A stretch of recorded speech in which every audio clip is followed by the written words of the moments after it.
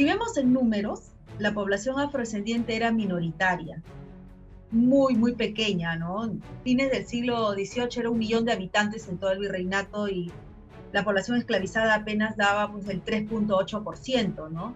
Entonces podríamos decir que es minoritaria, sin importancia, pero en realidad, más allá de las cifras, creo yo, tiene que ver con la capacidad de participación y negociación, ¿no?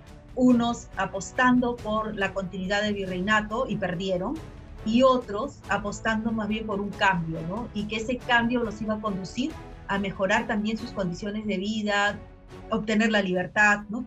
Ahora a la distancia ya sabemos que eso no se logró, ¿no? Porque la abolición de la esclavitud es posterior en el Perú, pero por lo menos creo yo que a nivel individual consiguieron muchísimo, negociaron con el Estado, negociaron mejores condiciones de vida, ¿no? Derechos, adquirieron también un lenguaje nuevo, el liberal, para poder pelear por sus derechos en los tribunales, ¿no?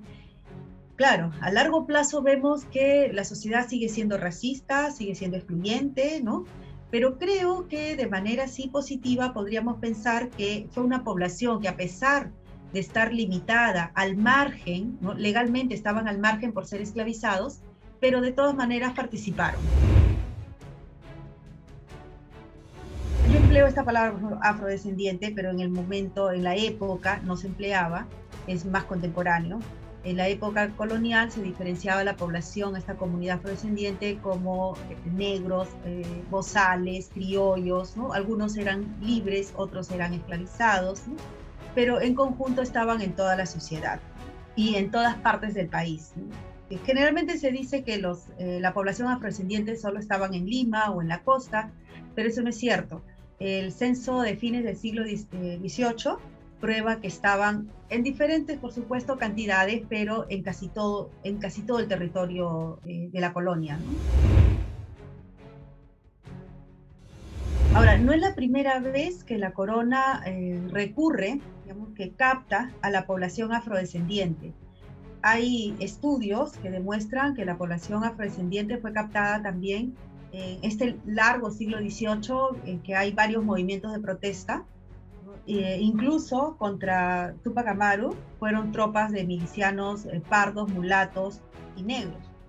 De parte de la corona, de parte de los realistas, la población afrodescendiente va a participar primero de manera voluntaria, porque pertenecer a las tropas del rey tenía ciertos privilegios, como por ejemplo ser juzgados en un fuero militar aparte, luego el uniforme, la paga, ¿no? También para la población esclavizada podría haber sido interesante, ¿no?, pertenecer a las tropas realistas. Los últimos virreyes, por ejemplo, van a convocar a la población esclavizada también para reforzar el ejército, ¿no? Sobre todo, por ejemplo, antes de que San Martín llegue por acá, ya estaban reclutando y dan como, para poder jalar a la gente, les dicen que les van a dar la libertad después de un número de años, ¿no?, al servicio de las tropas de su majestad. También, por ejemplo, algunas personas que eran leales a la corona regalan sus esclavos o más bien los ceden por un tiempo para que peleen por las tropas del rey, ¿no? Y por último también hay confiscaciones, es decir, las tropas del rey llegan a una hacienda y simplemente se llevan a la población esclavizada, ¿no?, igual que los víveres, o el ganado, ¿no? Ahora, las tropas de San Martín, el llamado Ejército Libertador, ya tenía población afrodescendiente desde que se fundó en Argentina. Es muy conocido que hay varios batallones de pardos, de mulatos, ¿no? Y cuando este pasa a Chile, también hay esclavizados y libertos afrodescendientes que se unen al Ejército Libertador. Cuando están por llegar ya al territorio peruano, se genera como una expectativa, miedos por un lado, pero también esperanzas, ¿no? Y aquí vamos a ver también claramente cómo se van diferenciando. Por ejemplo, cuando ya desembarca, el ejército desembarca en Pisco, muchísimos esclavos de las haciendas de Pisco, Cañete, Chincha, Ica, se presentan al cuartel general de manera voluntaria para pelear en el Ejército Libertador. También sabemos que algunos patriotas entregan sus esclavos, ¿no?, para pelear por las por la causa, ¿no? Cuando San Martín llega a Lima va a ser recibido por la población. Algunos dicen que la élite, de manera muy tibia, muy cauta, pensaban que San Martín era un jacobino, ¿no? El terror a San Martín. La población popular, digamos, y entre ellos los esclavizados, al parecer, ¿no? Todo parece indicar que pues no le van a tener miedo y más bien apoyan la presencia de San Martín. Pancho Fierro, muchísimos años después, imagina esta situación, ¿no? De San Martín proclamando la independencia y la población afrodescendiente limeña que sale a celebrar, ¿no? Y se ve en las caras, en estas acuarelas, las caras emocionadas con la ruptura, ¿no? Con el orden colonial. Ahora, hay que tener en cuenta que estas acuarelas son hechas muy posteriormente y es también una lectura, ¿cierto? Una lectura de una parte de la población. O sea, tampoco vamos a generalizar que toda la población esclavizada quiso la libertad. Así que lo interesante aquí sería ver las diferentes expectativas que tenía la población afrodescendiente. Unos apoyando al ejército realista y otros más bien, ¿no? La continuidad sería, ¿no? La continuidad de la colonia y otros más bien por la libertad, ¿no? y formar un nuevo modelo, ¿no? La libertad de vientres suena medio raro, ¿no? Pero es una ley que permite que ninguna persona nazca esclavizada en el territorio.